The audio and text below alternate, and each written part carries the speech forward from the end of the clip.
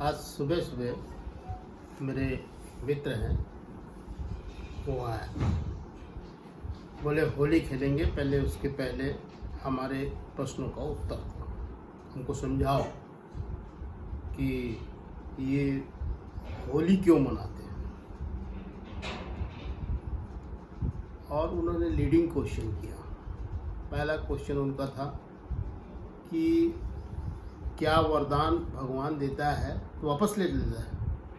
दूसरा leading question ये किया कि होली का वरदान मिला हुआ था भोले शंकर का, वो कैसे जल गई, और प्रहलाद जिसको कि वरदान नहीं मिला था वो कैसे बच गया। फिर एक प्रश्न उनका था, क्या ये होली का जो पर्व है ये सब हमारा इल्यूजन है क्या सब हम गलत रास्ते पे चल करके इसको मना रहे हैं। तब मैंने अपने स्पिरिचुअल साइंस से उनको समझाया, उनको बताया कि भी देखिए कि बहुत पहले की बात है कि भोले शंकर के पास में नारायण नारायण कहते हुए नारद जी पहुंचे, और नारद जी भोले शंकर से बोलते हैं कि नारायण नारायण सब अनर्थ हो रहा है। भोले शंकर बोले कि क्या अनर्थ हो रहा है। बोले प्रहलाद जलाया जा रहा है, और वो भी इसलिए जलाया जा रहा है क्योंकि आपने होलिका को वरदान दिया है कि वो जलेगी नहीं और उसको लेकर के बैठने वाली है। तो भोले शंकर कुछ करो उसके लिए, अनर्थ हो रहेगा।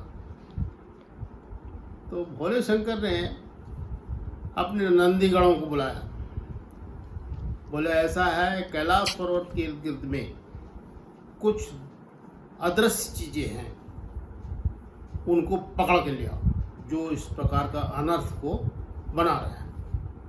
नंदीगण ने जो आज्ञा कह के चल दी। तो 5 नंदी पहले आए लेकर के, बोले अहंकार, घमंड, नफरत, अन्याय और अशिक्षा।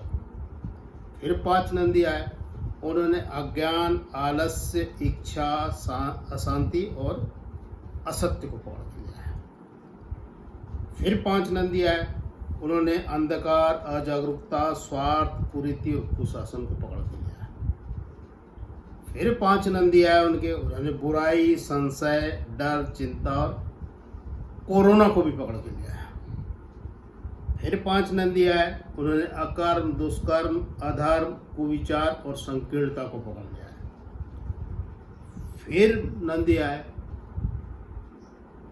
6 नंदी आए। इस बार उन्होंने क्या किया, भूतकाल, अयोग्यता, अतकनीक, निंदा, चुगलखोर और दुष्टता जो साम दाम दंड भेद के रूप में थे, उनको सबको पकड़ लिया। इस प्रकार से कुल 36 प्रकार के जड़ता, जटिलता और अशुद्धियों को जो अदृश्य दिखाई दे रहे थे मानसरोवर पर्वत के इर्द गिर्द में और तपस्या में लीन थे भोले शंकर, पकड़ लिया। अब देखिए दूसरी तरफ का सीन क्या होता है। उधर हिरण्यकश्यप परेशान था कि ये प्रहलाद को कैसे मारा जाए। तो उन्होंने बोला कि अपनी बहन होलिका को कि तुम तो पेड़ की लकड़ियों से जलती नहीं हो, तुमको भोले शंकर का वरदान है, तुम इस प्रहलाद को लेकर के बैठ जाना लकड़ी जलती हुई चिता में, और वो मर जाएगा और तुम बच जाओगे। बड़ी खुश हुई होलिका, फुल कॉन्फिडेंट थी। हिरण्यकश्यप भी फुल कॉन्फिडेंट था कि अब तो इस बार हमारा काम हो जाएगा। तो प्रहलाद वहाँ खेल रहे थे, उनके लिए गुरु रखा था हिरण्यकश्यप ने, गुरु उनको ज्ञान देता था। तो प्रहलाद को गुरु ने ज्ञान दिया कि देखो तुम इतना भर सोचना कि मेरे हृदय में दिव्य प्रकाश विद्यमान है और जो भीतर से मुझे अपनी तरफ खींच रहा है, और जो काम करना वही काम तुम्हारे दिव्य हो जाएंगे। हिरण्यकश्यप ने गुरु को बुला करके बोला कि देखो तुमने जो जो ज्ञान दिया है ना, ठीक है ना। बोले ठीक है, बिल्कुल ठीक है, तो हम ऐसा करने जा रहे हैं। तो बोले वो शांत रहा, परंतु हिरण्यकश्यप के सामने क्या बोल सकता था। लड़का बार बार उसको करता था कि मेरे हृदय में दिव्य प्रकाश विद्यमान है और मुझे भीतर से अपनी ओर खींच रहा है ईश्वरीय प्रकाश जो है। अब उधर होलिका जो हिरण्यकश्यप की जो बहन थी वो कांजीवरम साड़ी पहन करके आई बड़ी खुशी खुशी। तो प्रहलाद अपना खेल रहे थे, अपने मशगूल थे, मस्त थे। तो उनको बुलाया तो प्रहलाद आया नहीं।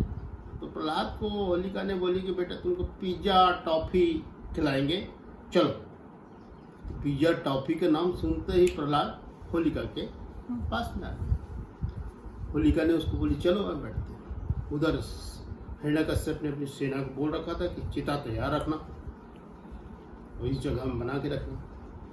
फिर पहले सीन में आइए कि जैसे ही 36 प्रकार के जो जड़ता जटिलता और जटिलता अशुद्धियों को जो नंदीगण पकड़ के ले आए थे उनकी ओर शंकर भगवान देखे और उनको बोला कि आप 1 माह के लिए क्या हो जाओ, सूखी लकड़ी बन जाओ। तो वो सूखी लकड़ी बन गए, कोई छोटी लकड़ी, कोई झाड़ झंकुड़ बन गए, कोई बड़ी लकड़ी हो गई, कोई 20 सेंटीमीटर गोलाई की, कोई 20 से 40, कोई 40 से 60, कोई 60 से 80, कोई 80 से 120 गोलाई वर्ग की लकड़ियां बन गए।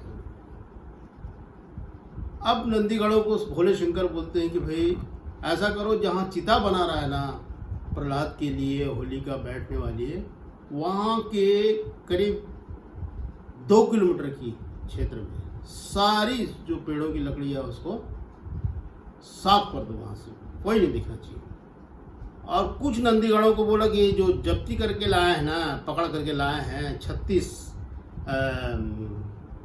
जड़ता और जटिलता वालों को, ये लकड़ी जो बन गए हैं इनको उठा के वहाँ फेंक देना। हिरण्यकश्यप की सेना चिता बनाने आती है और जल्दी जल्दी देखती है कि लकड़ी पड़ी हुई है, वो उसकी चिता बना देते हैं। होलिका अपना पिज्जा खिलाने के लिए अपने प्रहलाद को लेकर के बैठती है। बड़े खुशी खुशी में प्रहलाद उसके साथ बैठ जाते हैं। अब आग लगाई जाती है, हिरण्यकश्यप भी ऊंचे सिंहासन में बैठ जाता है पूरे दृश्य को देखने के लिए। उसमें आग जैसे ही लगती है तो लकड़ियाँ जलने लगती है और थोड़ी देर में पता चला कि उनकी होलिका जल गई और जो वहाँ प्रहलाद था वो यही बोले जा रहा था कि मुझे पिज्ज़ा खाना है और मेरे हृदय में दिव्य प्रकाश विद्यमान है जो भीतर से मुझे अपनी ओर खींच रहा है। उसको कुछ नहीं हुआ। कुछ नहीं हुआ तो देखा कि वो तो सब भस्म हो गया, राख बन गई। मेरी बुआ कहाँ चले गई? तो बुआ को खोजने लगे, मेरा पिज्ज़ा कहते हुए वो अपने हिरण्यकश्यप की सिंहासन की ओर दौड़ा कि पापा बुआ तो हमको मूर्ख बना गई, आप हमको पिज्ज़ा दीजिए। हिरण्यकश्यप को क्रोध आया, इतना क्रोध आया कि एक तरफ तो उसकी बहन चली गई और दूसरी तरफ ये कमबख्त लड़का मेरे से पिज्ज़ा मांग रहा है। उन्होंने बोला कि भाई कहाँ है तेरा भगवान, बता। तो बोले खंबे में है। तो अपनी तलवार उठाकर खंबे को मारा तो वहाँ से भगवान निकले नरसिंह और उन्होंने हिरण्यकश्यप को फाड़ दिया, पेट से पकड़ के फाड़ दिया। ये है इसकी कथा। साइंटिफिक है भाई, स्पिरिचुअल साइंस साइंटिफिक है।